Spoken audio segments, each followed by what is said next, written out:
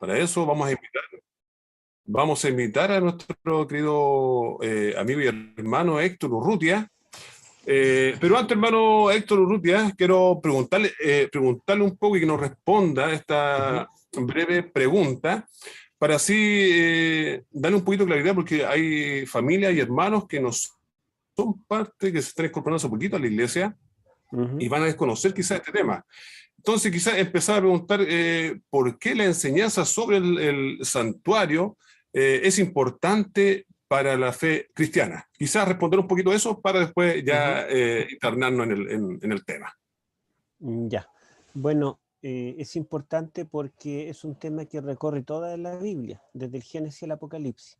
Y si recorre toda la Biblia, significa entonces que es importante.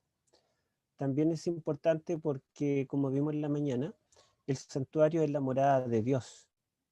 Entonces, todos los que queremos conocer a Dios, tenemos que tratar de acercarnos al lugar donde mora, para encontrarnos con Él, para conocerlo, para aprender de lo que Él nos revela.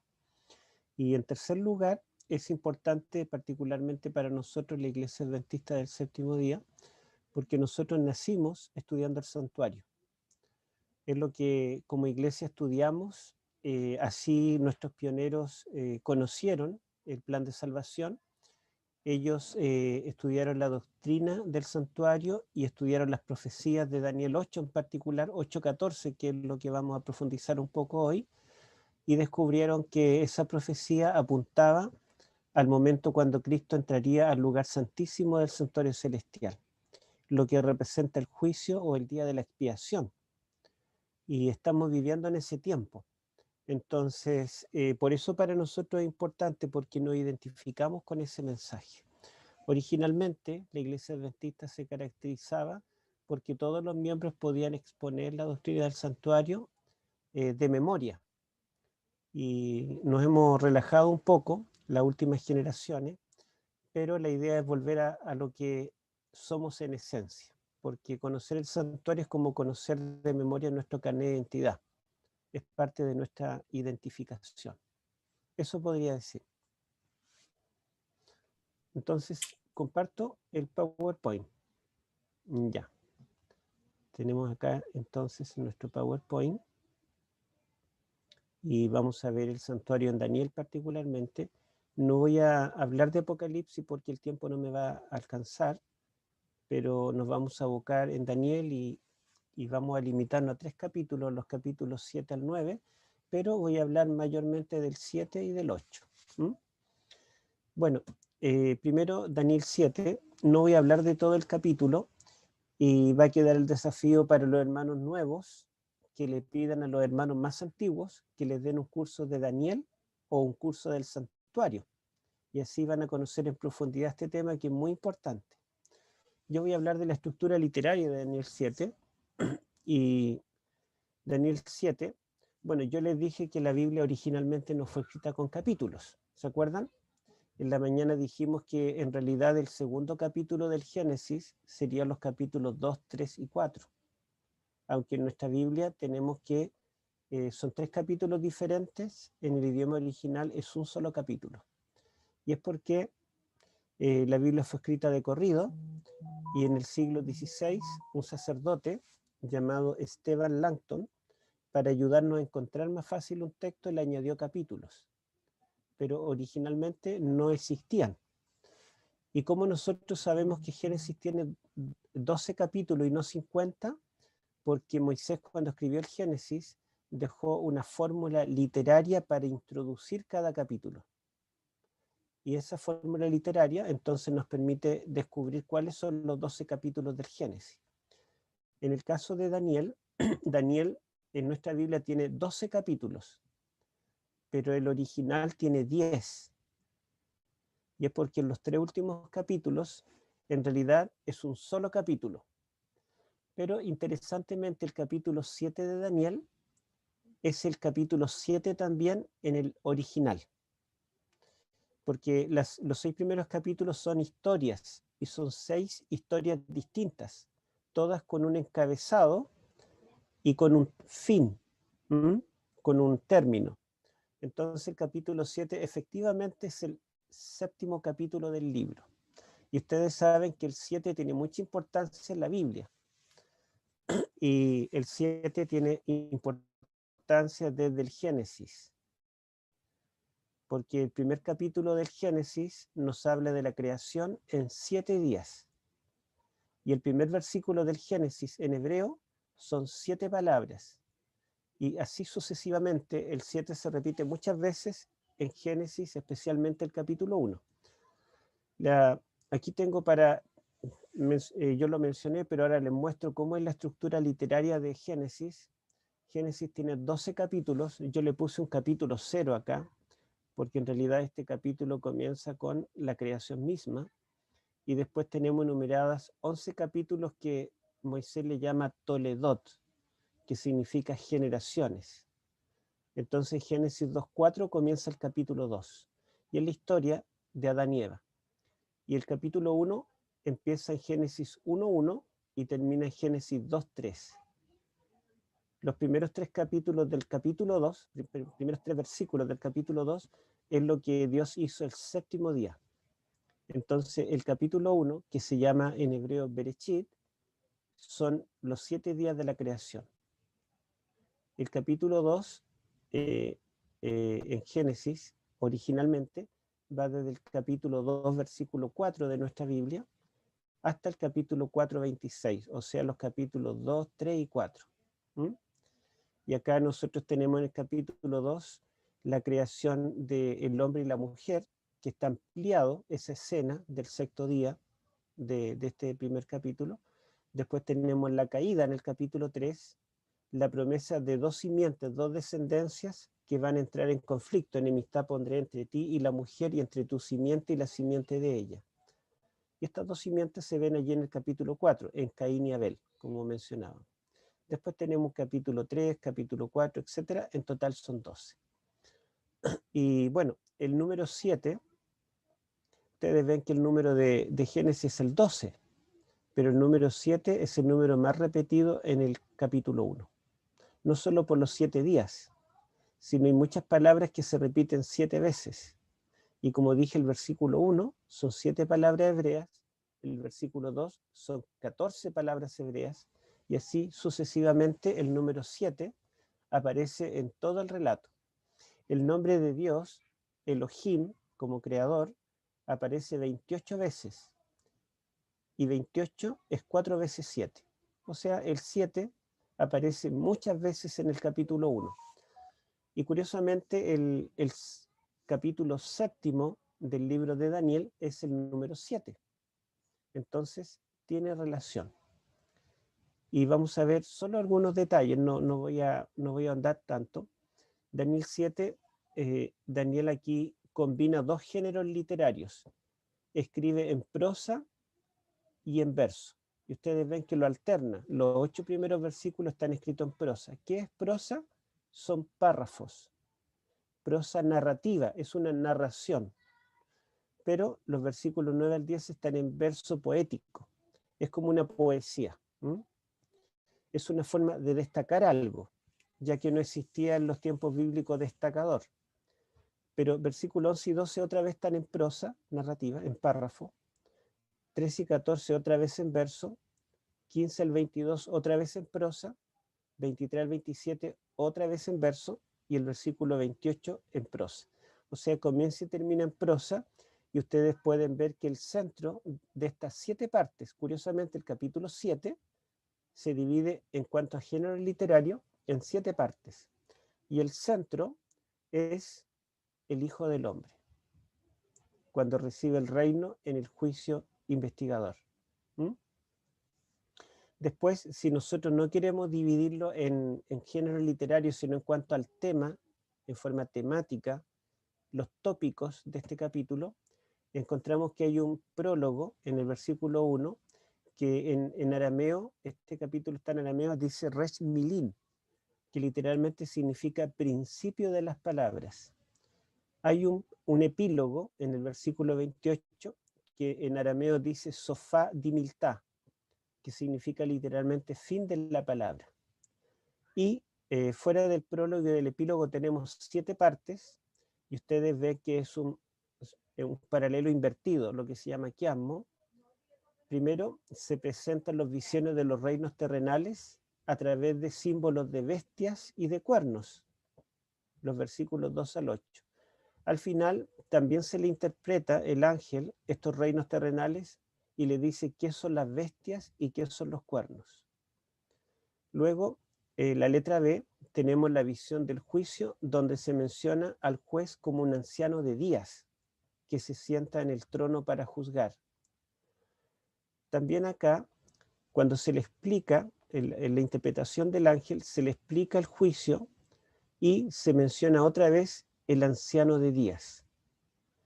La letra C le habla del reino de las bestias que está llegando a su fin. Menciona cómo las bestias y los cuernos van a ser destruidos. La letra C, como contraparte, le muestra que el reino de los santos desplaza al reino de las bestias que llegaron a su fin. Y el centro de toda la estructura son los versículos 13 y 14 que hablan del Hijo del Hombre. Entonces yo les pregunto, o en base a esta estructura temática quiástica, que significa en paralelo invertido, o en base a esta estructura en géneros literarios, ¿quién es el centro del libro de Daniel? ¿Alguien me podría decir? Jesús. Jesús, el Hijo del Hombre. ¿Mm? Y yo les pregunto, de todos los títulos que el Antiguo Testamento usa para anunciar al Mesías, recuerden que, por ejemplo, Jeremías le llama el vástago de Jehová, o Jehová justicia nuestra. Ezequiel le llama el pastor de Jehová. Isaías le llama el siervo de Jehová. También le llama el príncipe, Padre eterno, Emanuel.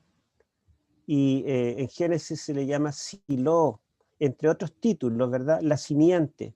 Pero de todos los títulos que el Antiguo Testamento usa para anunciar al Mesías, ¿cuál es el que Jesús usa más veces para referirse a sí mismo? Hijo del hombre. Hijo del hombre. Hijo del hombre, muy bien. Hijo del hombre en el Nuevo Testamento aparece 187 veces. ¿Saben cuántas veces de esas 187 veces se refiere a Jesús? Todas. O sea, el Nuevo Testamento nunca usa la frase hijo de hombre para referirse a ninguna otra persona, sino solo a Jesús. En los evangelios aparece 184 veces. Todas las veces Jesús usa el título y se refiere a sí mismo. ¿Mm? Incluso hay algunos textos donde Jesucristo habla del Hijo del Hombre viniendo en las nubes del cielo. Y esa frase completa está aquí en Daniel capítulo 8, capítulo 7, 13 y 14, donde se ve al Hijo del Hombre viniendo en las nubes del cielo. Entonces, es interesante cómo el Hijo del Hombre, que es el centro en el libro de Daniel, es también el centro en el Nuevo Testamento, particularmente en los Evangelios. Bueno, ahora este capítulo 7, como los versículos centrales son los versículos 13 y 14, que ustedes pueden ver aquí, ¿verdad? 13 y 14, es la otra estructura. En cuanto a género literario, también el centro son los versículos 13 y 14. Yo busqué en la literatura, en libros adventistas, católicos, judíos, evangélicos, y no encontré ninguna estructura literaria de estos versículos. Entonces los traduje yo del arameo y busqué la estructura y encontré que tienen una estructura. Y es, a ver, no, eso es lo mismo, ¿verdad? A ver, sigamos. Y esta es la estructura que descubrí. Daniel 7, 13 y 14, el primer renglón es narrativo, en párrafo. Mirando estaban mis visiones de la noche y aquí. Pero después hay 7 versos. Como yo les dije que esto estaba en forma poética, ¿verdad? Son 7 versos. Y aquí está la traducción literal de estos 7 versos que forman un paralelo invertido también que se llama quiasmo.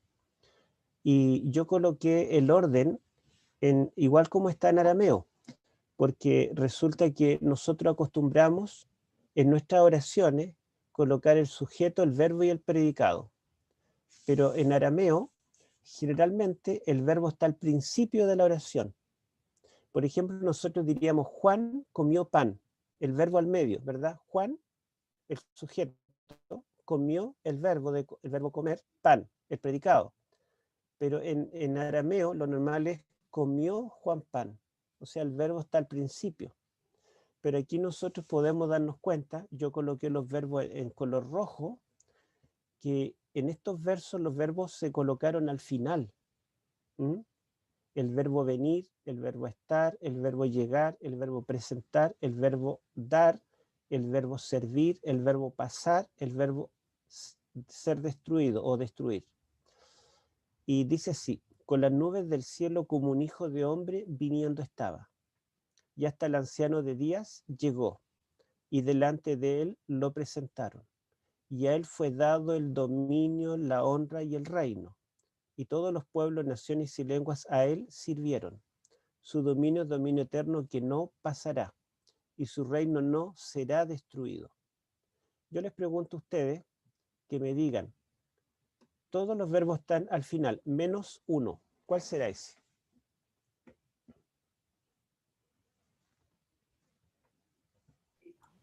Fue dado.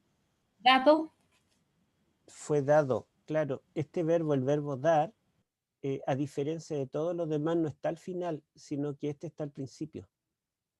O sea, aquí hay un cambio literario. Daniel, aquí el verbo no lo colocó al final, sino acá al medio. Está el sujeto, a él, es el Hijo del Hombre, fue dado el dominio, la honra y el reino. O sea, este verso es el verso central de todo este poema. Significa que el juicio investigador terminará cuando el reino le sea dado al Hijo del Hombre. ¿Mm? Este verbo fue dado, es muy importante en Daniel. La verdad es que todo el libro está estructurado en este verbo, dar. ¿Se acuerdan ustedes Daniel 1, 1 y 2? A ver, leámoslo, busquémoslo. Daniel 1, 1 y 2. Voy a pedir que alguien lo lea. Así dice, Uh-huh. y en el año tercero del reinado de Joacim, rey de Judá, vino Nabucodonosor, rey de Babilonia, a Jerusalén, y la sitió. Y el Señor entregó en su mano a Joacim, rey de Judá, y parte del utensilio de la casa de Dios, y los trajo a tierra de Sinar, a la casa de su Dios, y colocó los utensilios en la casa del tesoro de su Dios. Gracias. Entonces allí nos cuenta que en el año tercero del rey Joacim, que es judío, el rey del pueblo de Dios, vino un rey extranjero, el rey de Babilonia, llamado Nabucodonosor, vino a la ciudad de Jerusalén y la sitió, la rodeó con sus ejércitos, ¿verdad? ¿Y quién ganó en esa batalla entre Babilonia y Jerusalén?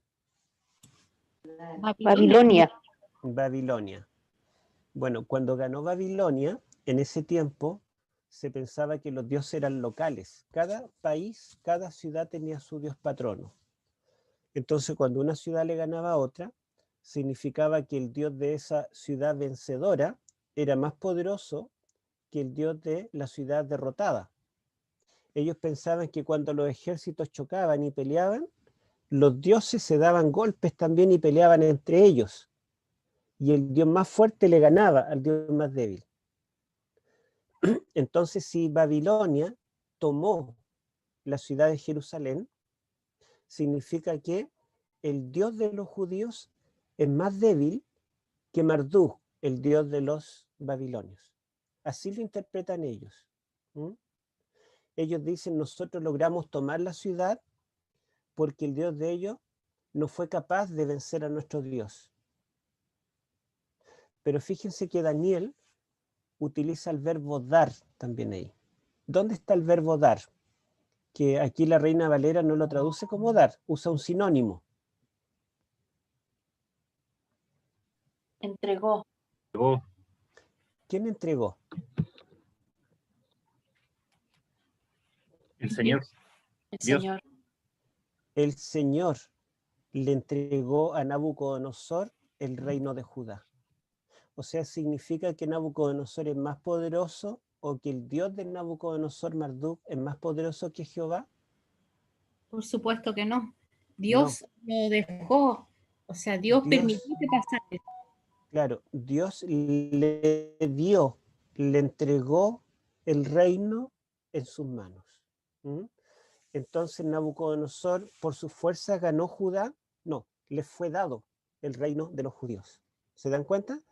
En el idioma hebreo, porque el capítulo 1 está en hebreo, el verbo allí es el verbo dar también.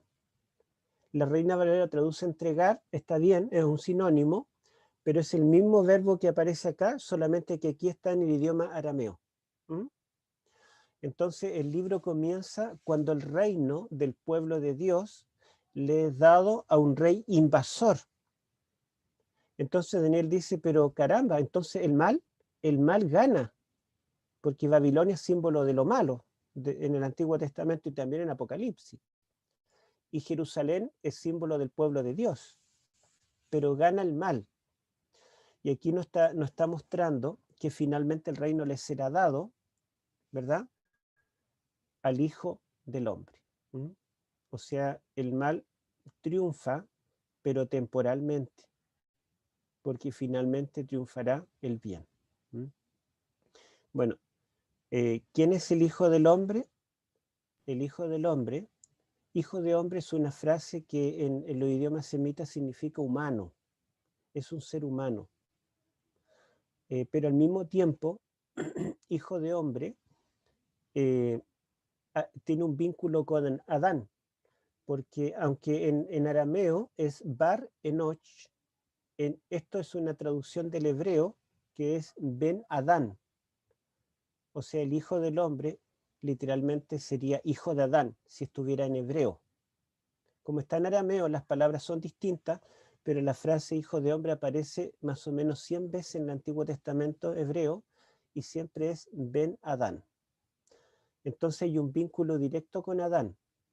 Y cuando Dios creó este mundo, la tierra prometida, la tierra, del Edén, la tierra perfecta, buena en gran manera, ¿a quién el Señor le entregó el dominio sobre toda la tierra? Adán. A Adán. Entonces fíjense que Adán, por culpa del pecado, perdió el dominio de este mundo. ¿Y quién usurpó el dominio? Satanás. Satanás, la serpiente antigua. ¿Significa que Satanás es más poderoso que Dios, el Dios de Adán?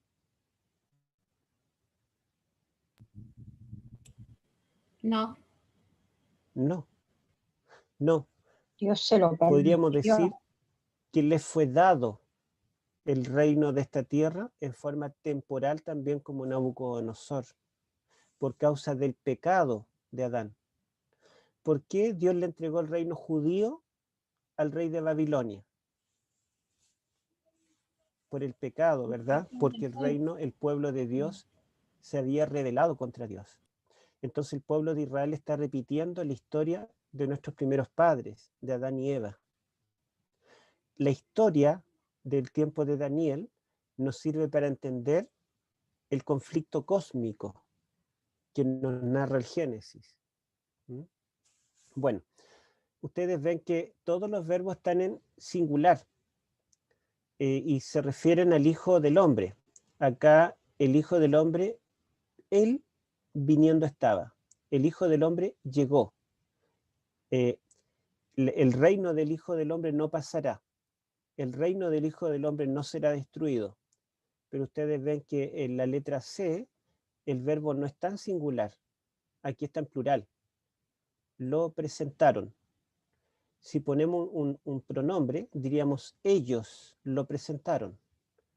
Le sirvieron o a él sirvieron. Si ponemos un pronombre, ellos sirvieron.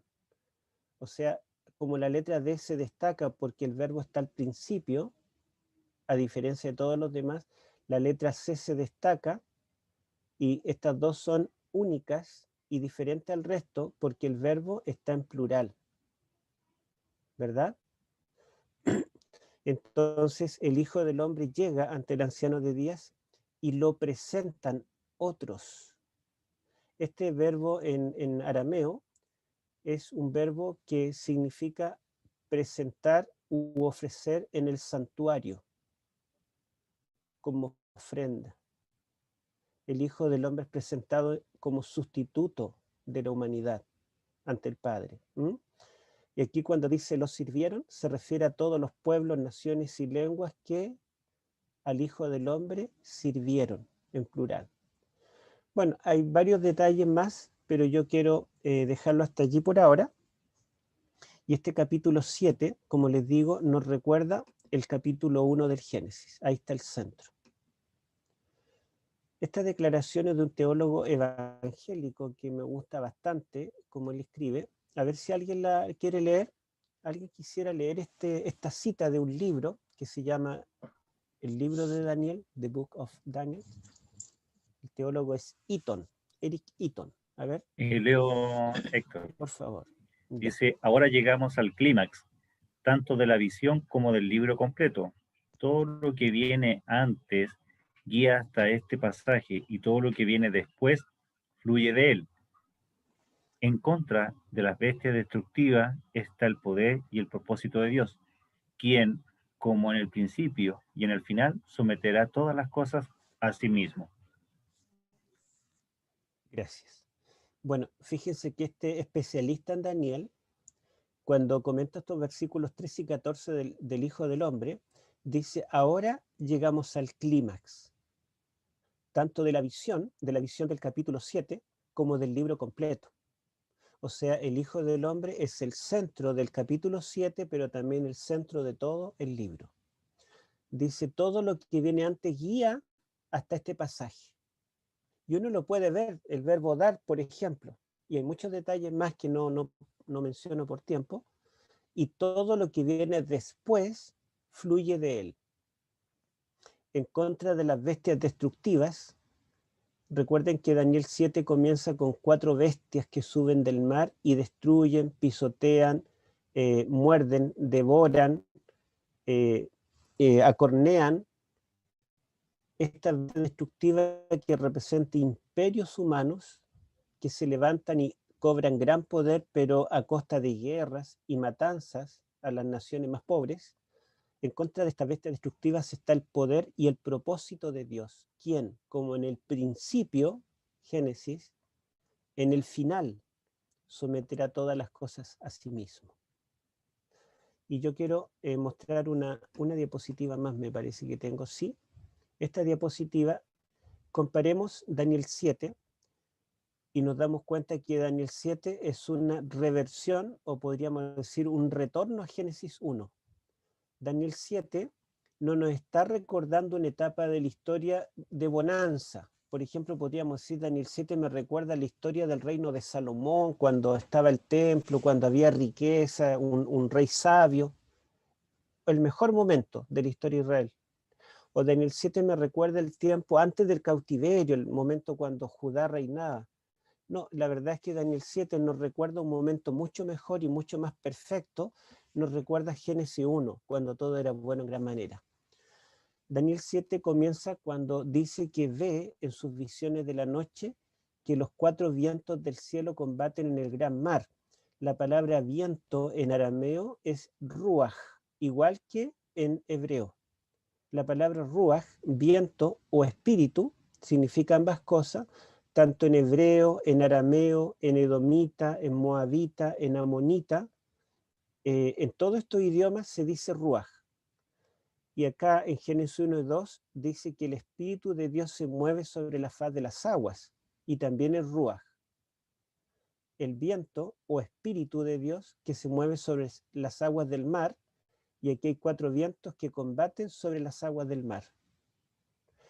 Después, en Génesis nosotros vemos que cuando Dios crea los animales, Dios utiliza el verbo subir o surgir, surjan de las aguas seres vivientes, surjan de la tierra seres vivientes. Y acá vemos que en Daniel 7 dice que surgen de las aguas 4 grandes bestias.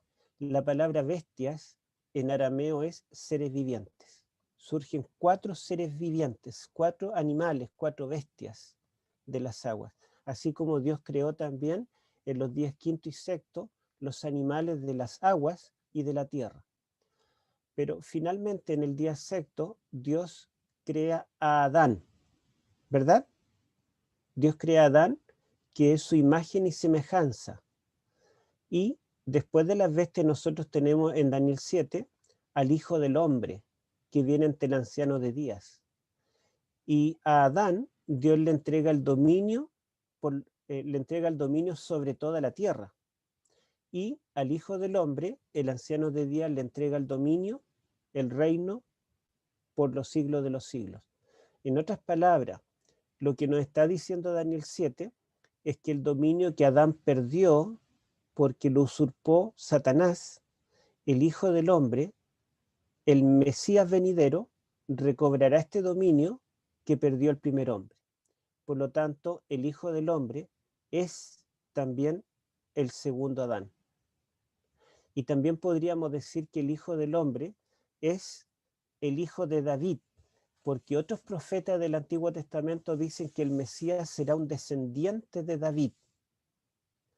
Y David, recuerden ustedes que él fue el rey ideal del pueblo de Dios. Y este Hijo de Hombre es un rey porque recibe el reino de parte del que está en el trono del universo. Pero interesantemente, las 4 bestias, la primera es como un león y la segunda es como un oso. Y la historia nos dice que David, antes de ser rey, él venció al león y venció al oso para defender a sus ovejas. El Hijo del Hombre también sobrepasa, ¿verdad?, el reino del león, el reino del oso y de las 4 bestias, y finalmente él se queda con el dominio sobre toda la tierra. El dominio de las bestias es temporal.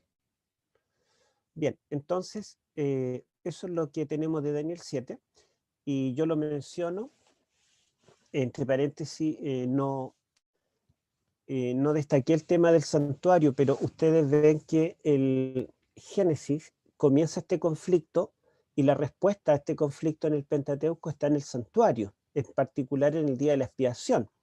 Y el día de la expiación, en el Antiguo Testamento, en Levíticos 23, Levíticos 16, se lo presenta como un día de juicio, donde Dios juzga en favor de su pueblo y lo defiende. Y en Daniel 7, versículo 9 al 3, perdón, al 14, nos dice que hay un juicio en el cielo después que las bestias y el cuerno pequeño persiguen a los santos del Altísimo. Entonces este juicio de Daniel 7 es un día de la expiación, es un juicio para el pueblo de Dios, es un juicio defensivo. Leamos Daniel 7:22, antes de pasar de Daniel 7, Daniel 7:22, para preguntar quiénes son juzgados en este juicio celestial. A ver, Elizabeth, ¿puede leer, por favor? Ya, ¿qué tengo que leer? Daniel 7:22. 7:22, ok.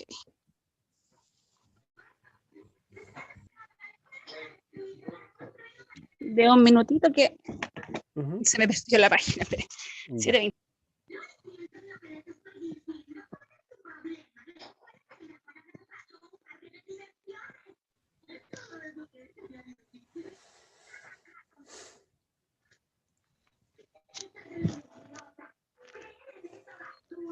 Dice así, 7:22.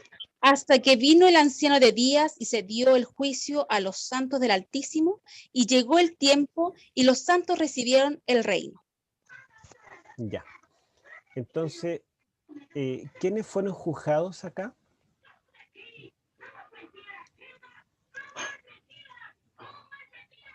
Los santos del Altísimo, ¿verdad? Sí. Y este juicio será después de que el Hijo del Hombre venga en su reino a la tierra, o antes de que él venga en su reino a la tierra. Mi hermano Antes. Henry Ramón. O a ver, diga usted, hermana Elizabeth, usted iba a No le responder. escuché. El hermano Henry quiere responder. Muy bien. No, que no le escuché bien la pregunta, pastor. Ya, la pregunta es, según Daniel 7:22, el reino que les será dado a los santos del Altísimo será antes o después del juicio celestial. Después, ¿qué vino? Después, ¿verdad? O sea, el previo al fin. Es un juicio preadvenimiento.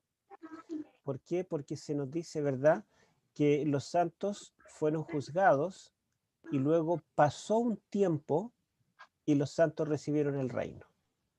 Entonces el reino que el Hijo del Hombre traerá a esta tierra será un reino posterior al juicio. Primero somos juzgados y después Cristo viene en su reino. Eso es lo que enseñamos nosotros, ¿verdad? Bien, entonces vamos a ver ahora algo de Daniel 8 y les muestro la estructura literaria. Esta estructura también es una propuesta personal porque no encontré una propuesta en otros libros, algo muy concreto. Y yo me doy cuenta que Daniel 8 tiene claramente dos mitades. Los primeros 14 versículos está la visión de Daniel y del versículo 15 al 27 está la interpretación. Cuando un ángel que aparece con nombre y apellido. ¿Cómo se llama el ángel intérprete en Daniel 8? Gabriel, Gabriel. Gabriel. ¿Y alguien sabe qué significa Gabriel?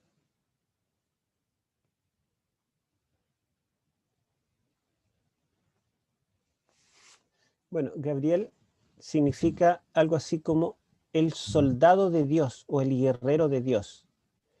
Geber significa, puede significar hombre también, pero en el sentido de guerrero, de varonil, de valiente. Cuando el libro de Samuel habla de los valientes de David, la palabra son giborim, que es la misma raíz Geber de donde viene Gabriel, el de Elohim Dios. Entonces Gabriel es un soldado de Dios. ¿Y por qué? Porque esto se presenta en un contexto de un conflicto cósmico. O sea, baja un guerrero del cielo enviado por Dios para explicar a Daniel esta visión. Y esta explicación está de los versículos 15 al 19. Entonces hay dos mitades, una visión y una interpretación.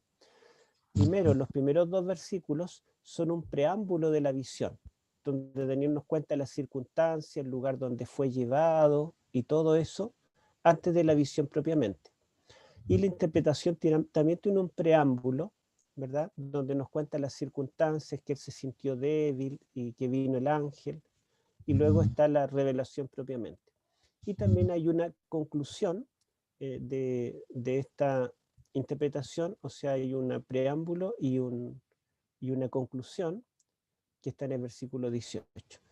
En estas tres secciones aparece la frase yo, Daniel, el pronombre personal yo más el nombre Daniel. Entonces el preámbulo comienza y yo, Daniel, después la interpretación y yo, Daniel, y termina diciendo, y yo, Daniel, estuve enfermo algunos días. O sea, yo, Daniel, aparecen los tres. La visión propiamente tiene 4 partes. Primero, él ve un carnero, después ve un macho cabrío, después ve un cuerno pequeño, después ve 2 santos que hablan de 2300 tardes y mañana. Lo que le llamamos audición, porque en realidad este periodo no lo ve, sino que escucha hablar de este periodo. En cambio, los animales, los cuernos, sí los ve.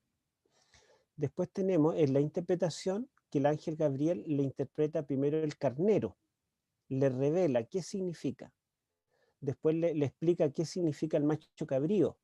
Después le explica qué significa el cuerno pequeño, pero las tardes y mañanas no se las explica, quedan pendientes.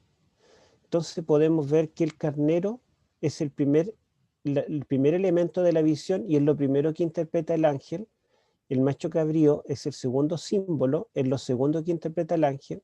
El cuerno pequeño es el tercer símbolo, es lo tercero que interpreta el ángel. Las 2300 tardes que Daniel escucha, aquí escucha que no se las va a explicar, no se las revela. Y esto deja abierto el camino para el capítulo 9 de las 70 semanas.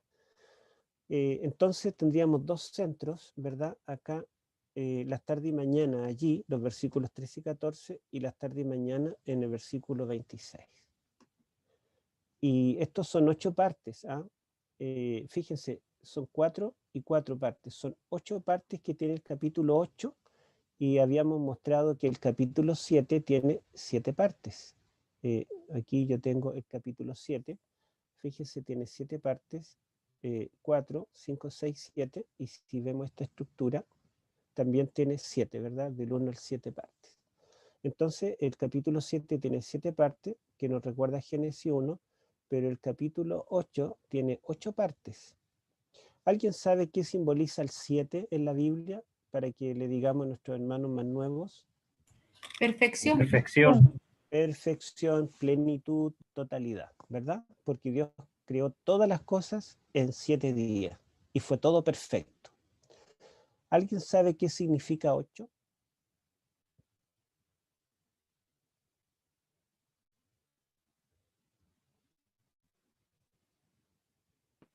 Infinito, infinito, total, todo.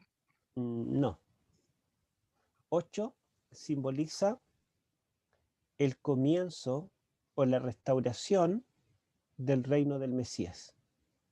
Eso significa el 8. La restauración del reino por el Mesías. Les voy a poner algunos ejemplos. Bueno, el número 8, en toda la Biblia del Génesis y Apocalipsis, si buscan en una concordancia, aparece 88 veces. ¿Cuántas veces aparece el número 8? 88 veces. 88. 88. Y fíjense ustedes que cuando Dios puso fin al mundo en tiempos del diluvio, porque la corrupción era grande, y Dios comenzó un nuevo reino, ¿con cuántas personas comenzó ese nuevo reino? Con 8. Con 8, ¿verdad? 8. Cuando un israelita llegaba a ser parte del pueblo del pacto, del reino de Dios, ¿en qué día de vida llegaba a ser parte del reino de Dios? 8º día. ¿Por qué, hermana? La circuncisión. Porque el 8º día era circuncidado y llegaba a ser parte del reino de Dios, ¿verdad? Cuando Dios desechó a Saúl, Dios lo desecha, recordemos, se me cayó el micrófono. Dios desecha a Saúl, ¿me escuchan o no? Sí. Ya, entonces claro, porque tengo 2 micrófonos, pero aquí tengo este. Dios desecha el reino de Saúl y escoge un nuevo rey. Va a dar comienzo a una nueva dinastía. La dinastía de Saúl completa va a desaparecer y Dios va a comenzar algo completamente nuevo con un rey que es tipo del Mesías. ¿Cuál de los hijos de Isaí Dios escogió? David. David. Y David era el 8º hijo. ¿Se acuerdan? Tenía 8 hermanos. Él era el 8º, el más pequeño. El nombre, el ángel Gabriel que está revelando el capítulo 8 a Daniel, vuelve en tiempo del Nuevo Testamento, 600 años después de Daniel, y vuelve a hablar con una joven llamada María, una virgen. ¿Se acuerdan? Ella estaba de novia, tenía el anillo de compromiso, pero todavía no estaba casada, y era virgen, y el ángel Gabriel le dice, tú serás madre del Mesías. ¿Se acuerdan esa historia? Sí. Entonces, el ángel le dice, el niño se llamará Jesús. Y esto lo dice el ángel al 8º día de vida de Jesús. Y saben que Jesús, en griego, el idioma del Nuevo Testamento, Jesús, se dice Jesús, y resulta que en griego no existen caracteres para números. Nosotros tenemos letras para formar palabras y tenemos caracteres numéricos para escribir números. Por ejemplo, el 1, ustedes saben cómo es el 1, ¿verdad? El 2, el 3. Bueno, en griego no existían caracteres para números. Por lo tanto, las mismas letras tenían un valor numérico. Y el nombre Jesús, la I, por ejemplo, era el número 10. La E era el número 8. Si sumamos todas las letras del nombre Jesús, suman 888. Y cuando dice Apocalipsis que el anticristo intentará imitar la segunda venida de Cristo, como que el anticristo va a restaurar el reino del Mesías, dice que esta bestia no es y será el octavo, pero irá a perdición. O sea, será un octavo reino, pero no el reino del Mesías, porque este reino irá a perdición, no será un reino eterno. Entonces el 8 en toda la Biblia está representando el reino mesiánico, el reino restaurado del reino original en 7 días, perfecto, bueno, en gran manera, que el enemigo usurpó. Ahora esperamos un octavo, esperamos el reino del Mesías, ese Mesías llamado Jesús. Bueno, entonces vamos a avanzar, ahí tenemos, ¿verdad?, el centro, 2 centros habíamos dicho, y vamos a ver el lenguaje de Daniel. Dijimos que primero ve un carnero, que en hebreo es ayil, y después ve un macho cabrío, que hay varias palabras para macho cabrío, pero se utiliza Zefir, Ja y Sin, y también se utiliza en el mismo capítulo Zefir, Ja, Sair. Y es interesante que en el capítulo 7 los reinos fueron representados por animales inmundos: el león, el oso, el leopardo, una bestia con 10 cuernos. ¿Estos animales se podían ofrecer en el santuario? El león, el oso. No. No, porque son animales inmundos. Pero un carnero, un macho cabrío, ¿se pueden ofrecer en el santuario? Sí. Sí. Sí, ¿verdad? Porque son animales limpios. Y saben ustedes que tanto los carneros como los machos cabríos están presentes en la mayoría de los sacrificios, desde el sacrificio de la inauguración hasta las fiestas solemnes, sacrificios por el pecado, por la culpa, por paz, etc. Los carneros, los machos cabríos, aparecen en muchos sacrificios.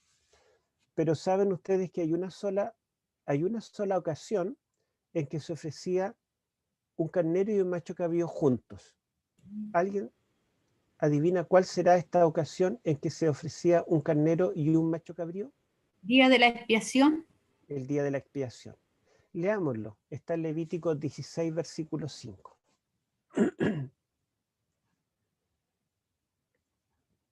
¿Qué dice allí? Levítico 16, versículo 5. ¿Leo? Hermana Janet. Ya.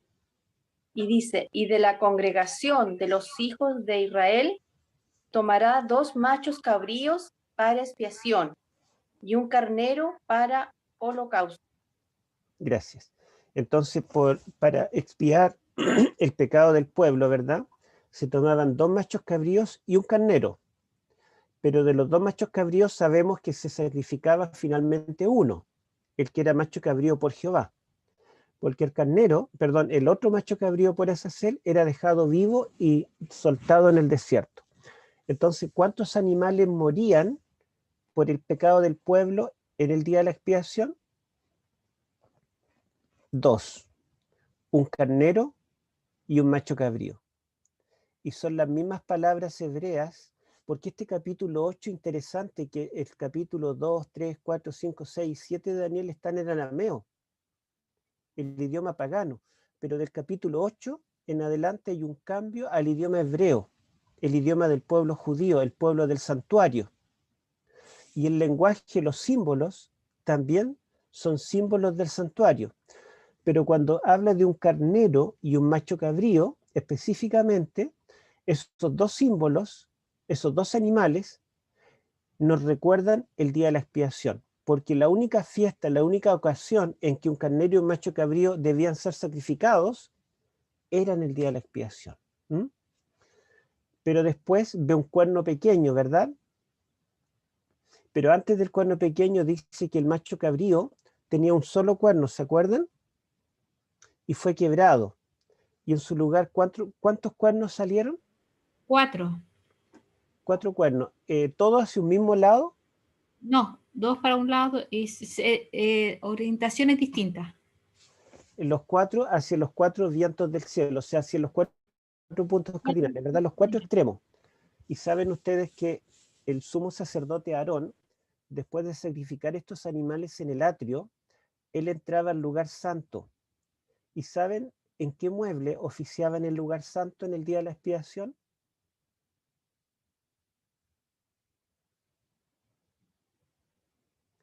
Oficiaba en el altar del incienso, pero no sobre todo el altar, sino sobre los cuatro cuernos del altar que estaban hacia los 4 vientos del cielo. Miren, esto es lo que hacía el sumo sacerdote en el día de la expiación. Él tenía que limpiar estos 4 cuernos hacia los 4 vientos del cielo que estaban sobre el altar del incienso en el lugar santo. Entonces en el atrio él sacrificaba 2 animales, pero después tenía que limpiar los 4 cuernos del altar del incienso que estaban en el lugar santo. Entonces, ¿será casualidad que el macho cabrío tenía un cuerno, le fue quebrado y salieron 4 cuernos hacia los 4 puntos cardinales? Bueno, estos 4 cuernos hacia los 4 puntos cardinales también a Daniel le recordaba el día de la expiación.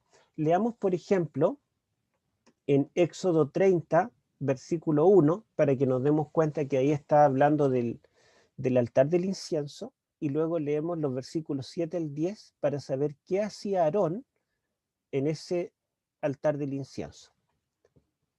Capítulo 30 del libro del Éxodo. Vamos a pedirle al hermano Marcelo Insunza. Éxodo 30, versículo 1, para que nos orientemos de qué está hablando del altar, y luego los versículos 7 al 10. No tiene lente, así que voy a hablar yo. Ya. Gracias, hermano. Éxodo 31. Harás asimismo un altar para quemar el incienso. De madera de acacia lo harás. Ahora del 7 al 10. Del 7 al 10 dice lo siguiente. Y Aarón quemará incienso aromático sobre él. Cada mañana cuando aliste las lámparas lo quemará. Y cuando Aarón encienda las lámparas al anochecer, quemará el incienso, rito perpetuo delante de Jehová por vuestras generaciones. No ofreceréis sobre el incienso extraño, ni holocausto, ni ofrendas, ni tampoco derramaréis sobre él libación. Y sobre sus cuernos hará Aarón expiación una vez en el año con la sangre del sacrificio por el pecado para expiación. Una vez en el año hará expiación sobre él por vuestras generaciones. Será muy santo a Jehová. Gracias, hermano. Entonces dice que Aarón, el sumo sacerdote, diariamente, tarde y mañana, o mejor dicho, en la mañana y en la tarde, él debía quemar incienso en el altar del incienso, todos los días. Pero una vez al año, en el día de la expiación, ¿qué debía hacer?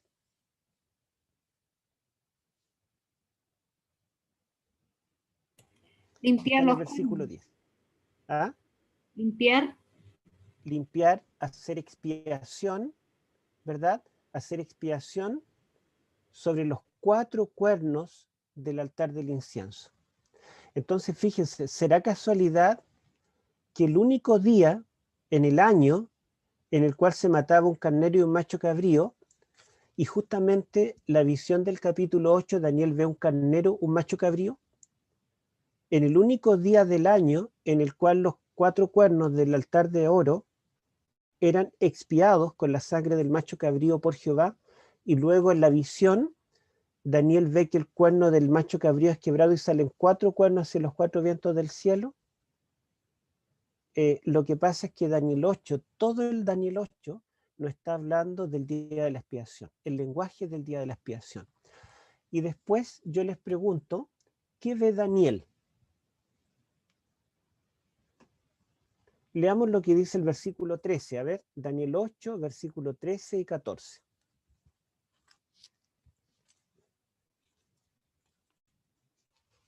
A ver quién lo puede leer.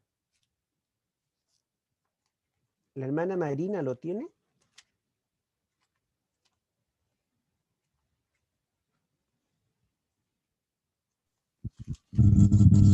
Daniel 8:13. 13 y 14. La pregunta no es qué escuchó, sino qué vio. ¿Ya? Lea, hermana. Entonces oí a un santo que hablaba, y otro de los santos preguntó a aquel que hablaba: ¿hasta cuándo durará la visión del continuo sacrificio? Y la prevaricación asolaron, entregando el santuario y el ejército hasta 2300 tardes. Ya. Entonces, Y él dijo: hasta 2300 tardes y mañana, y luego el santuario será purificado. gracias. Entonces yo les pregunto, ¿qué vio Daniel finalmente en la visión, la última parte de la visión?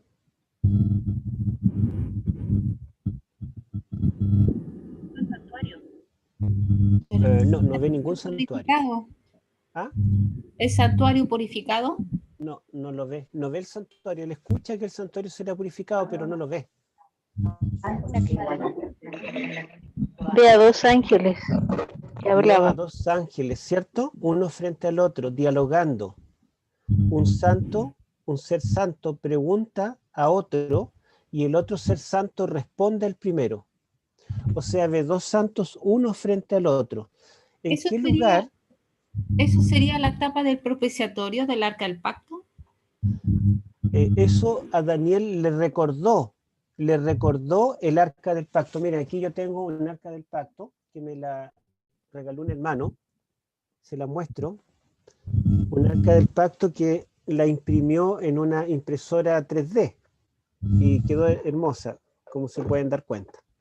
Entonces, sobre el arca del pacto habían dos ángeles, dos querubines con sus alas extendidas, y así también Daniel en esta visión ve dos ángeles, dos seres santos que están uno frente al otro.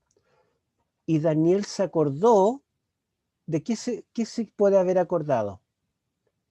Se acordó del arca del pacto, se acordó del lugar santísimo, el lugar donde estaban estos dos santos. Ahora yo les pregunto, ¿en qué ocasión algún ser humano podía entrar y estar frente a estos dos seres santos? ¿El día de la expiación? El día de la expiación. Entonces el carnero, el macho cabrío, estos dos símbolos les recuerda el día de la expiación. Los cuatro cuernos y los cuatro vientos del cielo les recuerda el día de la expiación. Los dos santos les recuerda el día de la expiación. Y cuando dice que pasarán 2300 tardes y mañana, luego el santuario será purificado. ¿Cuándo era purificado el santuario terrenal? El día de la expiación. El día de la expiación. O sea, sin ninguna duda, Daniel 8 está hablando del día de la expiación. Muy bien. ¿Y qué simboliza el 8? Un nuevo comienzo. La restauración del reino. El comienzo del reino mesiánico. El comienzo del reino mesiánico. ¿Cuándo comenzaba el año para un judío? Después del día de la expiación. Después del día de la expiación, en el mes séptimo. Allí era el nuevo comienzo. Allí comenzaba un año nuevo, una segunda oportunidad. Partían de cero, estaban todos purificaditos. Entonces, esto nos está diciendo que el santuario celestial, recuerden que el pecado comienza en el santuario celestial, y justamente el que comienza el pecado, nos dice el libro de Ezequiel capítulo 28, que fue uno de los querubines, uno de estos seres que estaba en el trono de Dios, fue el que se rebeló y quiso ser igual a Dios. Entonces, allí el pecado comienza en el lugar santísimo del santuario celestial. Por lo tanto, la purificación del santuario debe terminar también en el lugar santísimo de ese santuario celestial. Porque el conflicto no está solo en la tierra, el conflicto es cósmico y en realidad nació en el cielo, se traslada a la tierra. Cristo viene a la tierra a morir por nosotros, pero Él debe subir al cielo para dar término al pecado allí donde comenzó. Este juicio, por lo tanto, debe ser un juicio celestial en el santuario verdadero que levantó el Señor y no el hombre. Y antes de seguir, yo quiero que leamos solamente un par de versículos porque yo sé que hay hermanos nuevos y a lo mejor no entienden bien esto, pero así como en la mañana mostramos una imagen del santuario que Dios mandó a construir a Moisés en la tierra, en el cielo también hay un santuario, solamente que el del cielo es el original, porque Moisés hizo una copia de ese santuario celestial. Entonces en la tierra Dios instituyó a Aarón como el sumo sacerdote y a los descendientes de él. Pero leamos lo que nos dice Hebreos, capítulo 8, versículos 1 y 2.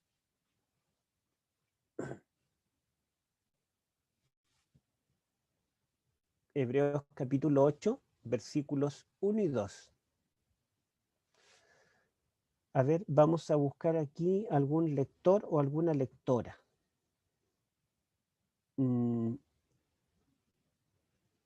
Hermana Jimena, vamos a pedirle que lea.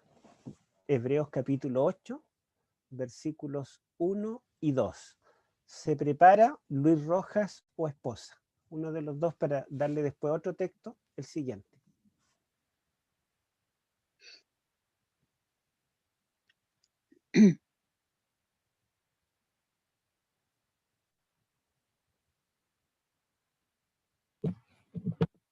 Ahora bien, el punto principal de lo que venimos diciendo es que tenemos tal sumo sacerdote, el cual se sentó a la diestra del trono de la majestad en los cielos, ministro del santuario y de aquel verdadero tabernáculo que levantó el Señor y no el hombre. Amén. Entonces dice allí, ahora bien, el punto principal de lo que queremos decir es que tenemos tal sumo sacerdote que se sentó a la diestra de la majestad de las alturas y es ministro del santuario, pero del verdadero tabernáculo, el que levantó el Señor y no el hombre. Ese sumo sacerdote celestial es Jesucristo. Entonces Jesucristo entró al santuario celestial después que resucitó, pero ese santuario celestial también debe tener un momento climático final de juicio en el lugar santísimo. Y es lo que nos está diciendo Daniel. ¿Cuánto tiempo pasará para que el santuario sea purificado, para que Cristo entre al lugar santísimo? El ángel dice acá en Daniel 8:14, pasarán 2300 tardes y mañanas y luego el santuario será purificado. Bien, entonces miren, vamos a mostrarles lo siguiente. Bueno, esto ya lo habíamos puesto, pero quiero resaltar aquí algunas palabras en hebreo. La pregunta es, ¿hasta cuándo durará la visión? El continuo, la palabra continuo es una palabra que aparece muchas veces en el Pentateuco, principalmente en Éxodo, Levítico y Números, Levíticos principalmente, y se refiere al ministerio en el lugar santo del sumo sacerdote. Este ministerio continuo de Cristo en el santuario celestial, en el lugar santo, su intercesión continua, sería suplantada por un personaje llamado el cuerno pequeño en Daniel 8. Pero esto sería suplantado, la intercesión de Cristo, solamente por 2300 tarde y mañana. Y luego dice la prevaricación asoladora. Prevaricación en hebreo es pechá, prevaricación o rebelión. Esta palabra en Levíticos aparece solamente en uno de los capítulos de Levíticos y en ninguno más. Levítico tiene 27 capítulos, pero solamente en uno aparece esta palabra. ¿Cuál será?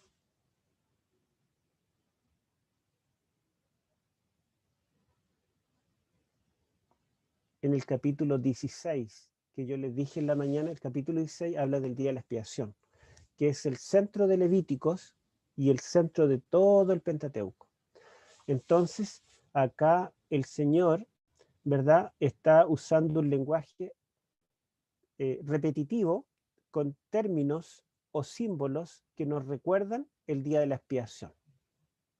Bueno, vamos a avanzar y ahora, miren, yo encontré algo interesante, así como otros eruditos encontraron Génesis en Daniel 7.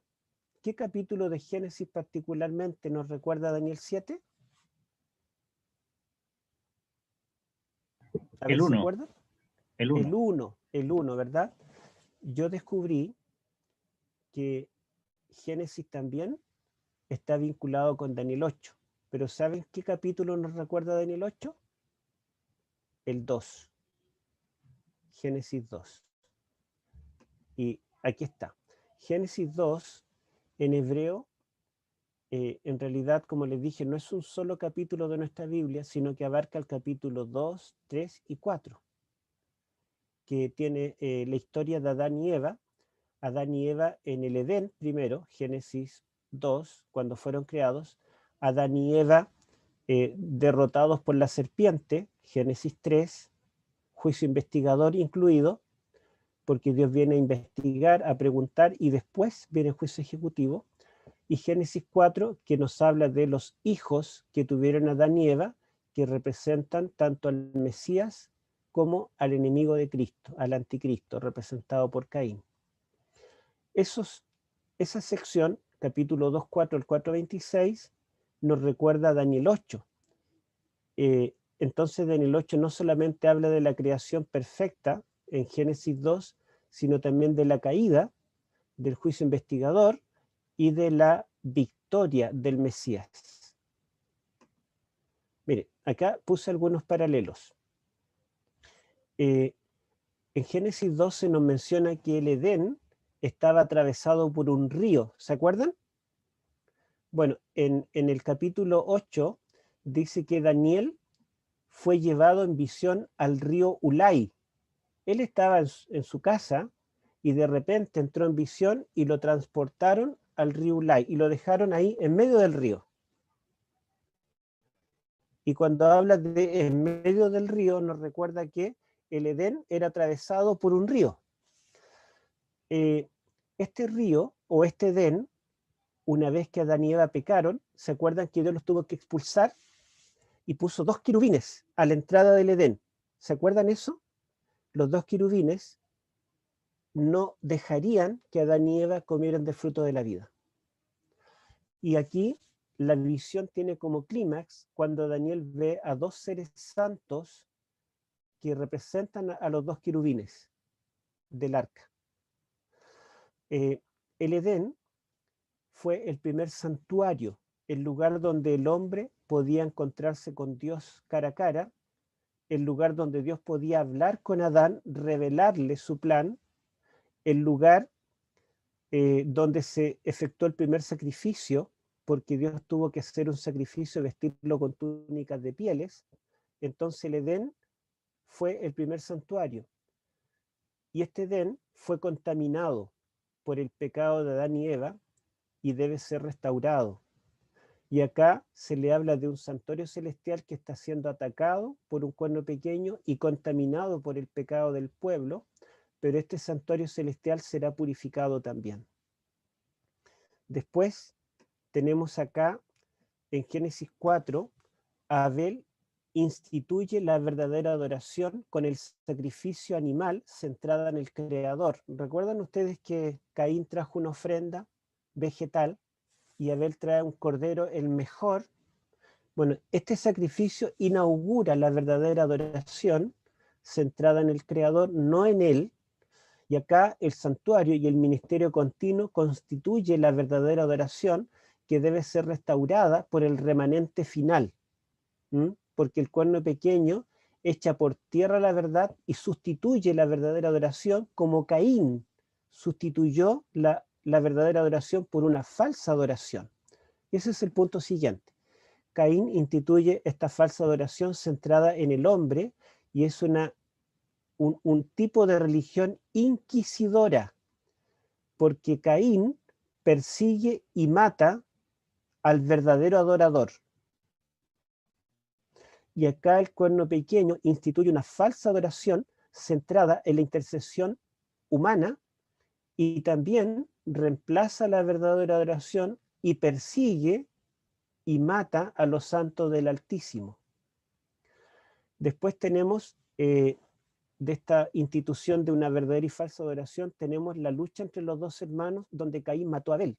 Y acá también tenemos una lucha entre dos animales, el carnero con el macho cabrío, y el macho cabrío mata al carnero.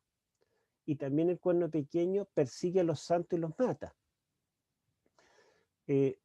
Después de la muerte de Abel, nace una nueva simiente que es Set para sustituir a Abel. Y aquí está implícito. Y está explícito en Daniel 12 el nacimiento de la nueva simiente que guarda los mandamientos de Dios. El remanente final, que en Apocalipsis 12 llamado la simiente, el resto de la simiente de la mujer, y estos son los que deben cumplir esta labor de, predicar el último mensaje al mundo, como Set predicó el primer mensaje o este evangelio en el comienzo. El pecado fue lo que contaminó en el Edén, y también el santuario celestial es contaminado y será purificado.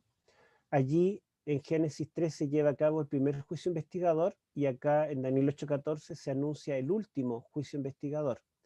Y el último no lo alcanzo a ver acá, me tapa, no sé qué dirá, pero acá el cuerno pequeño, bueno, acá... Serpiente es solo juicio ejecutivo, dice. Claro, la serpiente, fíjense que el juicio investigador en Génesis 3, si ustedes recuerdan, favorece a Adán y Eva, porque Dios aparece, Adán y Eva se esconden, entonces Dios comienza a hacer preguntas a Adán. Adán, ¿dónde estás? ¿Quién te enseñó que estabas desnudo? ¿Comiste del fruto? Y le hace preguntas. Después viene el juicio investigador para la mujer. ¿Por qué hiciste esto? Y cada uno va echándose la culpa, y Eva finalmente le dice: la serpiente que tú creaste me dio y yo comí. Pero Dios no hace un juicio investigador a la serpiente. Dios no le hace preguntas. El juicio investigador solo es para Adán y Eva. La serpiente, en cambio, recibe el juicio ejecutivo. A la serpiente se le da la maldición, se le dice que finalmente será pisoteada, reventada su cabeza por el Mesías. Entonces también el juicio investigador en Daniel favorece al pueblo de los santos, pero el juicio ejecutivo es lo que recibe el culpable. El cuerno pequeño será destruido, pero no recibe un juicio ejecutivo que lo defienda o lo limpie. Bueno, vamos a avanzar. Y esto ya ustedes lo mostré en la mañana. Vamos a hacer un resumen de Daniel 7 al 9. Ustedes pueden ver que en Daniel 7 el centro es Jesús, pero como el Hijo del Hombre que recibe el reino. El énfasis en Daniel 7 es el reino. Y yo puse esta, no sé si esta es la línea, larga, porque Daniel 7 es más largo que el capítulo 8. Comienza antes, incluye a Babilonia, que en Daniel 8 no está, pero llega mucho más allá al momento cuando termine el tiempo de gracia y Cristo reciba el reino eterno, al sonar la séptima trompeta. El capítulo 8 no es tan largo, es un poco más corto y tiene como centro también a Jesús, pero como el sumo sacerdote del santuario celestial realizando un ministerio continuo, ¿verdad? Y también purificando el santuario en el día de la expiación. Entonces el capítulo 7 nos presenta a Cristo como el Rey y el capítulo 8 como el sumo sacerdote. Ambos nos recuerdan el santuario. Y el capítulo 9, las 70 semanas nos llevan a la muerte del Mesías. El Mesías morirá, ¿verdad?, en la mitad de la semana 70. Entonces más breve que los otros dos. Y podemos decir entonces que estos 3 capítulos nos están presentando los 3 papeles de Cristo. Cristo viene a la tierra y muere como el sacrificio por el pecado. Después asciende al santuario celestial y Cristo oficia como sumo sacerdote en el lugar santo, o lo que se llama el ministerio continuo, y luego en el lugar santísimo lo que se llama la purificación del santuario. Cuando todo esto termina, Cristo es investido como rey y recibe el reino, el dominio y el señorío por los siglos de los siglos, y se termina el conflicto. Si ustedes recuerdan, el santuario tenía 3 partes. El atrio, donde se hacían los sacrificios, ¿verdad?, nos recuerda a Daniel 9. El lugar santo, que era el lugar donde trabajaba todos los días el sumo sacerdote y donde los sacerdotes solo podían entrar en ocasiones excepcionales. El atrio era el lugar de los sacerdotes y el lugar santo era el lugar del sumo sacerdote, pero había un lugar que era el lugar santísimo donde estaba el trono del rey, el verdadero rey de Israel, que era Jehová. Allí estaba él sobre el propiciatorio entre los querubines, allí se manifestaba la gloria de Dios. Entonces vemos que aquí finalmente Cristo recibe el reino y vendrá con poder y gran gloria en su segunda venida. Aquí tenemos lo mismo, ¿verdad? Allí vemos que el capítulo 9 nos recuerda el atrio por el sacrificio de Cristo, el capítulo 8 nos recuerda el lugar santo, el papel de Cristo como sumo sacerdote, y el capítulo 7 nos recuerda el lugar santísimo donde Dios está entronizado, y también podemos recordar que es el sacrificio de Cristo el que nos trae la justificación. Es la intercesión de Cristo en el lugar santo lo que nos da la santificación. Y es la venida de Cristo como Rey en toda su gloria lo que nos dará la glorificación.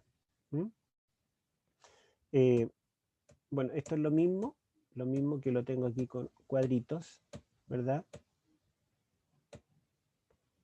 Entonces, Daniel 7 y 8 y 9 nos recuerdan los 3 departamentos del santuario y lo que Cristo debía hacer allí.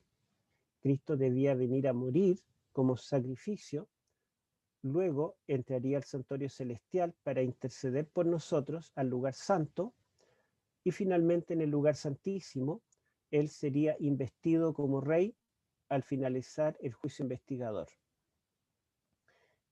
Un paréntesis. ¿Alguien sabe qué significa Cristo? A ver, que alguien me diga en castellano, ¿qué significa Cristo?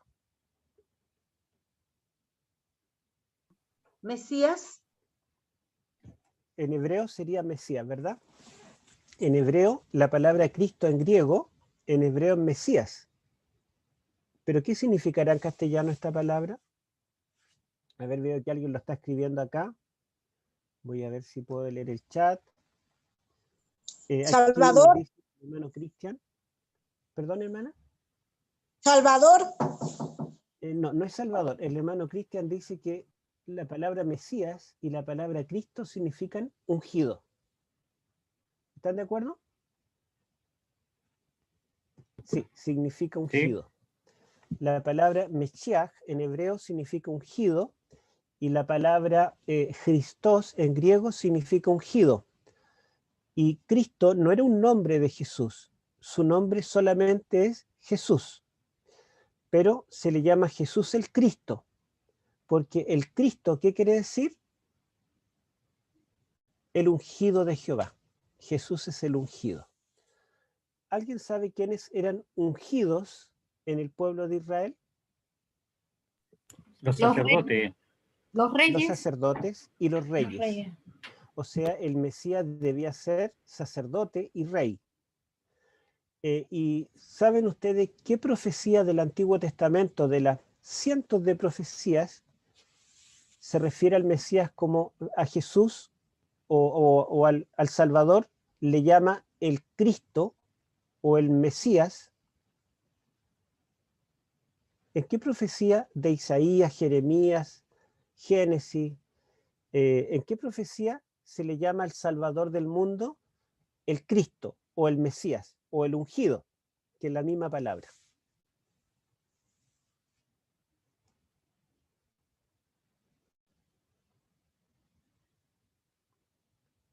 Bueno, hay una sola profecía, Daniel 9, 25 y 26, donde dice que el Mesías príncipe morirá por nosotros. La frase el Mesías príncipe o el ungido príncipe en hebreo es Meshiach Nagid, que significa el Mesías príncipe. Entonces, fíjense que a pesar de que hay muchas profecías mesiánicas del Antiguo Testamento, en ninguna profecía se le llama Mesías.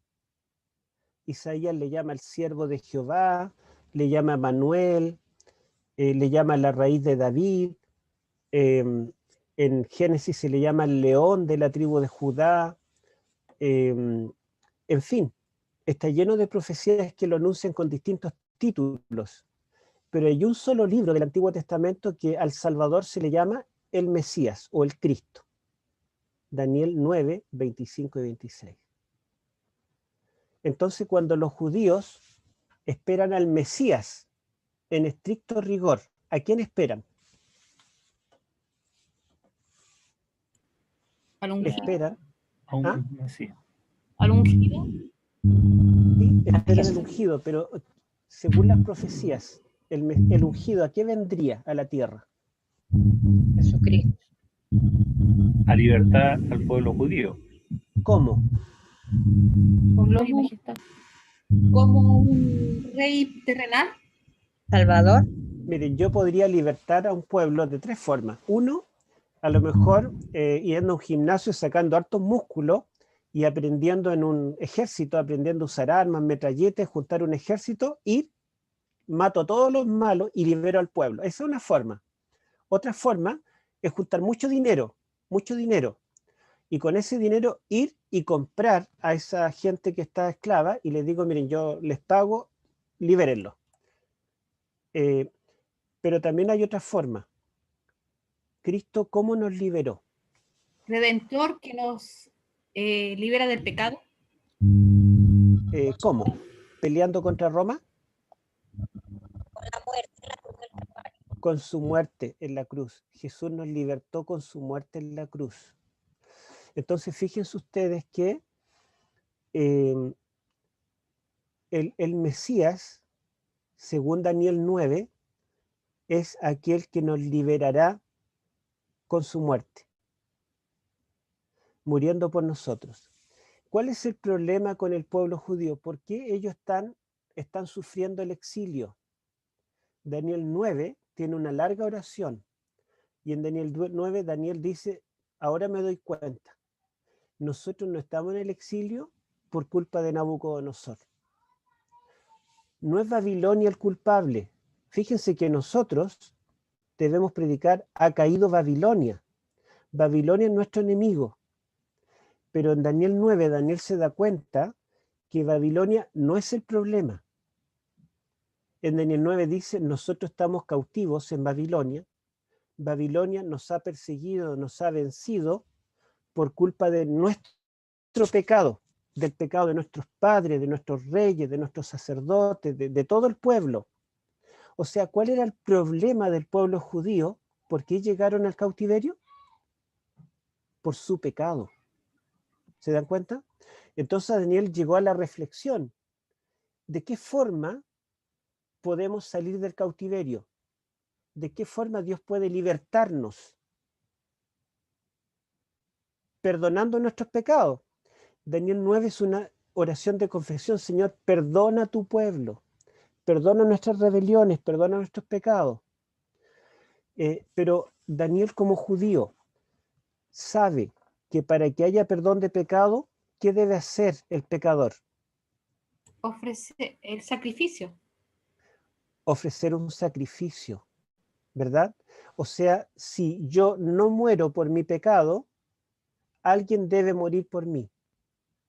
Un animalito inocente, sin mancha. Entonces en Daniel 9, cuando Daniel ora para pedir perdón, el ángel Gabriel vuelve y le revela. ¿Qué le revela? El Mesías vendrá y cuando venga, morirá por ustedes. Así Dios los va a perdonar. Eso es lo que se revela en Daniel 9. Y eso es lo que Dios le reveló a Moisés allí en el lugar santísimo. ¿Por qué? Cuando termina Éxodo, se termina de construir el santuario. La gloria de Jehová llenó el templo, el santuario. Y después el libro de Levíticos comienza y Dios llama a Moisés a que entre al lugar santísimo y hablan los dos cara a cara a puerta cerrada. ¿Qué le reveló Dios? El plan de salvación. El plan de salvación. El plan de salvación, que era el misterio que estaba oculto desde el principio del mundo. Dios se lo reveló. Y eso es el libro de Levíticos. ¿Y de qué nos habla el libro de Levíticos? De sacrificios. ¿Y cuál es el centro de Levítico? El día de la expiación, cuando muere el chivo expiatorio. Esa frase, el chivo expiatorio, se usa en todo el mundo. Yo he estado en varios países y en todas partes conocen esa frase. ¿Qué significa cuando a alguien le dicen chivo expiatorio? El que va a morir por otro. O el que va a pagar la culpa de otro, ¿verdad? Cuando alguien dice, bueno, me tomaron como chivo expiatorio, es que me están echando la culpa de lo que hicieron los demás. Supongamos que en una empresa alguien roba y para que no lo descubran le echa la culpa al más ingenuo. Y llegan a este pobre ingenuo y lo despiden. Entonces allí vemos que él fue un chivo expiatorio.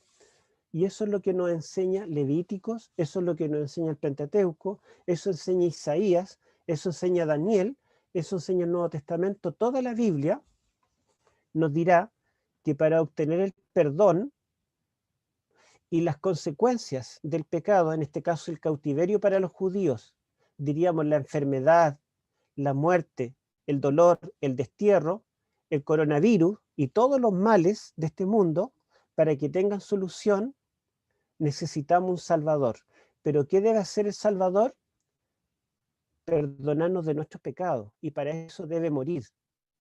Con la muerte de Cristo nosotros somos perdonados.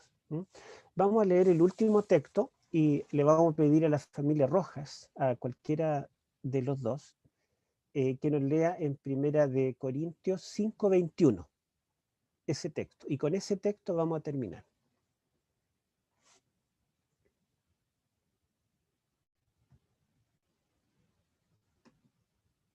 No se me fueron, ¿verdad?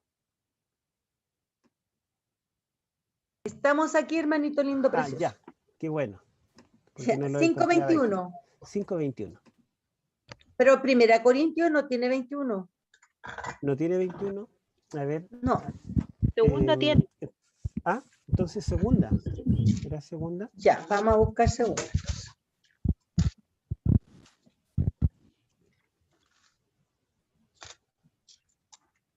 Ahí sí. Ya. Dice, al que no conoció pecado, por nosotros lo hizo pecado, para que nosotros fuésemos hechos justicia de Dios en él. Gracias, hermano. Fíjense, al que no conoció pecado. Cuando alguien tomaba un corderito, un chivo, cualquier animalito limpio para llevar al santuario, podía decir, bueno, justo tengo un cordero que nació cojo, le falta una patita, y como no me sirve, lo voy a ofrecer a Dios en sacrificio. ¿Podía hacer eso? No. No. No solamente debía tener todas sus patitas, su ojo y todo lo demás, sino que debía ser el animal más perfecto, sin mancha. Ese animal era llevado porque debía llevar mi mancha, mi culpa. Dice aquí Pablo, al que no conoció pecado. El único ser que no conoció pecado fue Jesús. Fíjense que el Evangelio de Marcos destaca los pecados de la Virgen María. Ustedes han leído el Evangelio de Marcos, dice que la Virgen María casi comete el pecado imperdonable, pero Jesús la perdonó. Entonces, y el Evangelio de Marcos dice que Juan el Bautista, que en los otros evangelios es el más grande de los nacidos de mujer, Marcos dice que Juan el Bautista cometió pecados terribles. En el Evangelio de Marcos dice que Pedro, el apóstol más destacado, cometió un gran pecado cuando negó a Cristo. O sea, Marcos echa al agua a todos. Dice que los discípulos pecaron, la Virgen María pecó, Juan el Bautista pecó, pero Marcos dice que el único que no cometió pecado fue Jesús. Dice acá, el que no cometió pecados, por nosotros lo hizo pecado, para que nosotros fuésemos hechos justicia de Dios en él. En otras palabras, Jesucristo llevó nuestro pecado para que nosotros llevemos su justicia. ¿Y qué merece el pecador?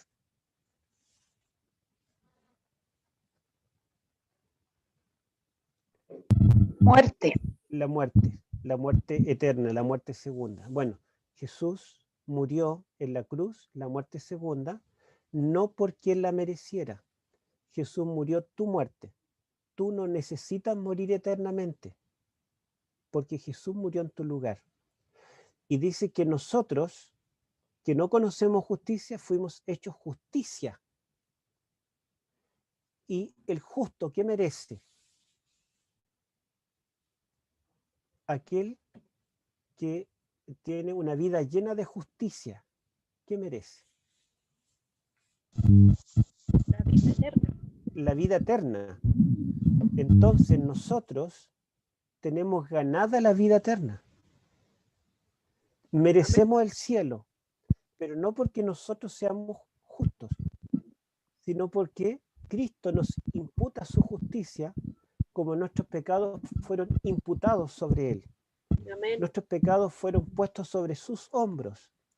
En el Getsemaní, Cristo aceptó llevar la carga de nuestro pecado. Por lo tanto, ¿verdad?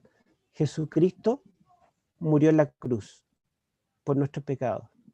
Y cuando Él aceptó llevar nuestros pecados, significa que ahora hay una chance, hay una garantía, hay una puerta de escape. Tú puedes aceptar la justicia de Cristo y la justicia de Cristo es cargada sobre ti, y cuando en el juicio investigador pase tu nombre por el juicio, el Hijo del Hombre se pondrá en pie y dirá, esa persona es justa. Y cuando Satanás trate de buscar algún pecado, o diga nuestros pecados, diga, el hermano tanto, la hermana tanto merece la muerte eterna, Cristo va a decir sí. Pero como me aceptó como sustituto, yo morí por él, yo morí por ella. Miren mis manos traspasadas. Entonces, ¿verdad? Cristo no solamente tomó nuestro lugar en la cruz, Cristo todavía continúa siendo nuestro sustituto. Él ocupa nuestro lugar, porque su justicia fue puesta sobre nosotros y nuestros pecados fueron puestos sobre Jesús. Hay una historia que aparece en la fe de Jesús por allí en una lección, creo que en la lección 7, dice que había un general romano que había cometido traición. Entonces ese general fue condenado a la muerte. Y antes de que vinieran a su casa a matarlo, el general huyó. Pero no huyó solo, huyó con su siervo, el más fiel, el más leal. Le ayudó, le llevaba la comida y todo lo demás, huyeron los dos. Pero llegó un momento en el cual los soldados que venían a matarlo ya estaban tan cerca y ellos estaban tan cansados que ya no tenían dónde esconderse. Entonces el siervo le dijo, Señor, pásame tu ropa de general y yo te paso mi ropa de siervo. El general le pasó su ropa, el siervo se vistió como general y el general se puso la ropa del siervo. Cuando llegaron los soldados, recuerden ustedes que en ese tiempo no había televisión, no había internet, no había cámaras fotográficas. Entonces lo único que sabían los soldados es que había un general rebelde. ¿Cómo lo reconocerían? Porque estaría vestido con las jinetas de un general. Y cuando vieron al hombre vestido de general, lo mataron. Y el general, el verdadero general, se salvó. ¿Por qué? Porque otro tomó su lugar. Porque otro cargó o vistió sus ropas de culpable. Y él llevó las ropas de un hombre inocente. Eso fue lo que Cristo hizo por nosotros en la cruz. Es por eso que este plan de salvación es algo que nosotros no podemos dimensionar. No es una cuestión de astucia, no es que Dios fue más sabio, sino que esto tiene que ver con amor. Juan dice, porque de tal manera amó Dios al mundo, que dio a su Hijo único para que todo aquel que en él cree no se pierda, mas tenga vida eterna. Eso nos revela en detalle el santuario. Y creo que tengo, bueno, eso es lo último y vamos a dejar de compartir. Eso sería este resumen que hemos hecho del santuario en el libro de Daniel. Que Dios les bendiga, hermanos. Amén.